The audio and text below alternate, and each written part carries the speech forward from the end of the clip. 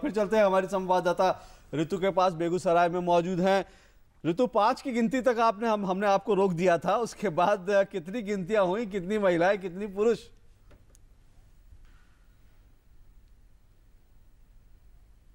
कुछ महिलाएं हैं जो निकल के आई हैं वोट करने के लिए, और आप सब वोट कर चुकी हैं, मुझे लगता है आपकी उंगलियों पे निशान है।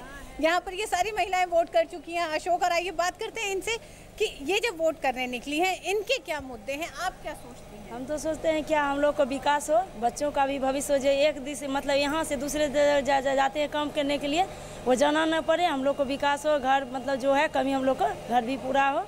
अच्छा, आप घरेलू महिलाएं, क्या आपको लगता है कि पिछले कुछ सालों में महिलाओं में ये सोच बढ़ी है कि उनको भी निकल के वोट करना और अपनी सोच के हिसाब से? हाँ, ये तो हुआ है, पहले से ज़्यादा कुछ चेंज हुआ है।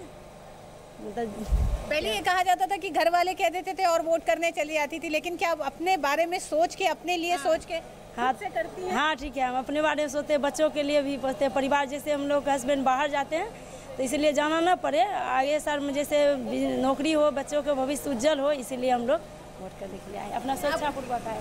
क्या मुद्दे आपके रहे जब आप वोट करने आई? हम तो इसीलिए वोट करने आए कि हमारे बच्चों को भी कुछ भी आगे के लिए, भविष्य के लिए पढ़ाई कर रहा है, नौकरी हो जाए, अच्छे घरे मिले, बिजली की सुविधा हो, अच्छा हो, बच्चे हमारे चार पढ़ रहे हैं, 1-2 छोटे बच्चे हैं, पढ़े। और अशोक, कुल मिला के विकास एक समस्या है। यहाँ पे कुछ महिलाएं हैं, ये भी घरेलू महिलाएं, आइए इनसे जानते हैं ये बात करती हैं कि नहीं। पहले तो ये आप लोग अपना वोट दे चुकी हैं, आपकी उंगलियों पे निशान है, ये सब लोग अपना वोट दे चुकी हैं। अशोक, क्या आप लोगों के मुद्दे हैं जब आप वोट करने आती हैं, क्या सोचती हैं?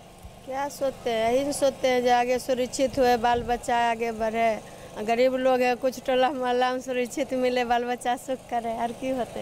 हाँ ठीक है, आपको जे मन है, बाल बच्चा है, आपको पढ़ाई लिखाई अच्छे व्यवहार हो, बगल में हम लोग हैं, रोजगार गरीब लोग को मिल जाए, कोई पढ़े लिखे ढनक रहा है, नाला हमारे बगल में नहीं है, पानी बारिश का पानी घरे में रहता है, बारिश का पानी घरे में जमा हुआ रहता है, बिजली की कमी है, नाला टूटा हुआ है। अशोक, तो कुल मिला के अगर आपने सुना कि यहाँ पे भी विकास ही मुद्दा है, जिस तरह से विकास को चाहे जोड़ के आप पलायन से देखें कि घर से लोगों को जाना पड़ता है रोजगार के लिए, पढ़ाई के लिए, बच्चों को राज्य छोड़ के, शहर छोड़ के निकल के जाना पड़ रहा है, तो ये सारे मुद्दे इन महिलाओं के भी रहे, ये जो वोट करने आई हैं। ऋतु, आपने जिन महिलाओं को पकड़ा और जिनसे आपने बात करी शुरुआत में, ईमानदारी से बताइएगा, आपने एट रैंडम उनको पकड़ा था या फिर जो सुबह आपने पॉइंट बोला था उसको प्रूव करने के लिए इस तरह की महिलाएं ढूंढी जिन्होंने कहा कि भाई नहीं, हम तो अपना वोट अपनी मर्जी से डालते हैं, इस तरह से? ये बताइए। अशोक, इसीलिए ये सवाल मैंने एट रैंडम आपके सामने लाइव पूछा कि इनका जो भी जवाब होगा वो आपको सुनाई देगा। और 2 तरह की महिलाएं हैं, देखिए, ये शायद थोड़ी शिक्षित महिलाएं दिखाई दे रही हैं और ये उतनी शिक्षित महिलाएं नहीं है, लेकिन मसले समझने की कोशिश करिए अशोक। सबसे बड़ी बात जो है कि इन लोगों के मसले आज वही हैं जो विकास के मसले हैं, क्योंकि उन तमाम मुद्दों से ये लोग 2-4 होती हैं अपनी रोज़ की ज़िंदगी में, जीवन पे जो एक असर पड़ रहा है, चाहे बच्चों के बाहर जाने से, बच्चों को अच्छी शिक्षा ना मिलने की वजह से, या फिर साफ सफाई, विकास, रोड, सड़क नाले जो बंद हैं। एक महिला ने जिसने कहा कि बारिश होती है तो घर में पानी भर के आ जाता है। तो ये सारी इतनी बड़ी समस्याएं हैं, ये मुद्दे हैं महिलाओं के, जिनको सोचकर वो वोट करने आ रही हैं। बिल्कुल, हम यहाँ देख रहे हैं कि महिलाएं कितना मतलब ज़्यादा जागरूक और यहाँ पे नजर आ रही हैं इस वक्त जो घर बैठी महिलाएं। ऋतु, क्या देख रही हैं आप वहाँ पर वोटिंग पैटर्न? महिलाएं जिस तरह से हमने मुलाकात की वो निकल कर आ रही हैं, लेकिन और भी कितनी संख्या में अगर हम बात करें युवाओं की या सीनियर सिटीजन्स की, क्या वो भी निकल कर आ रहे हैं? आपको दिख रहा है इस वक्त तकरीबन 1 घंटा हो चुका है वोटिंग शुरू हुए हुए। जी हाँ, बिल्कुल 1 घंटा हो चुका है। बुजुर्ग बड़ी संख्या में दिखाई दिए। जया, शुरुआत भी उन्हीं लोगों के साथ ही हुई थी, महिलाओं और बुजुर्गों के साथ हुई है। युवाओं की तादाद अभी भी थोड़ी सी कम दिखाई देती है, हम जिस बूथ पे हैं वहाँ पे नहीं ज़्यादा दिखाई दे रहे हैं, लेकिन महिला और बुजुर्ग दिखाई दिए। कुछ बुजुर्ग दंपत्ति ऐसे भी थे जो नहीं ठीक से चल पा रहे थे।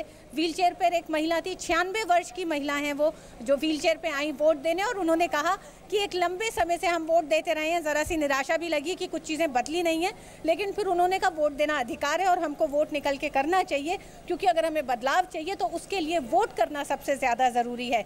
वहीं जो बुजुर्ग दंपत्ति थे उनका कहना था ये मॉडल पोलिंग बूथ है जया, तो यहाँ पे पीने की व्यवस्था, पानी की व्यवस्था, कुर्सियां हैं, पंखे लगे हैं, टेंट लगा हुआ है, तो वो दोनों दंपत्ति जो ठीक से चल नहीं पा रहे थे उन्होंने वोट करा और जाके बैठे। और जब हमने बात की तो उन्होंने कहा कि एक वक्त ऐसा भी था पिछले कुछ सालों में कि जब इस तरह की सुविधाएं नहीं होती थी और लोग असुविधा के कारण पोलिंग बूथ तक नहीं आते थे कि लंबी लाइनें होंगी, बैठने की सुविधा नहीं होगी, गर्मी है, व्हील चेयर्स नहीं है, जो लोग अक्षम है थोड़ा सा चलने में उनके लिए।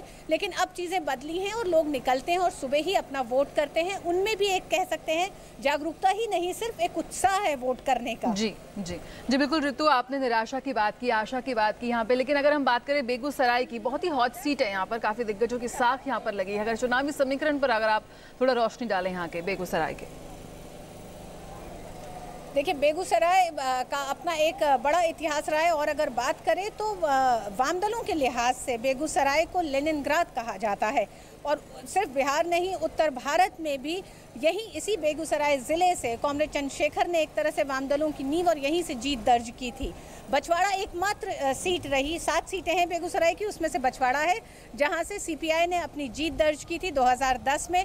और इस बार जिस तरह से वाम दलों के 5 संगठन एक साथ जुड़ के एक गठबंधन के तहत वो चुनाव लड़ रहे हैं, 221 सीटों पे 243 में से वो चुनाव लड़ रहे हैं और यहाँ की 7 सीटों पे उन्होंने अपने उम्मीदवार उतारे। और यही कारण है कि बछवाड़ा, तेगड़ा, ये वो सीटें हैं जहाँ पर मुकाबला त्रिकोणीय दिखाई दे रहा है वाम दलों के होते हुए। तेगड़ा विधानसभा सीट भी जया वैसी है, 48 साल से वाम दलों के एक तरह से कह सकते हैं एकाधिकार, उनका कब्जा था और 2010 में ये कब्जा यहाँ से छूट के भारतीय जनता पार्टी के खाते में गया और ये सीट बीजेपी के खाते में 2010 में गई।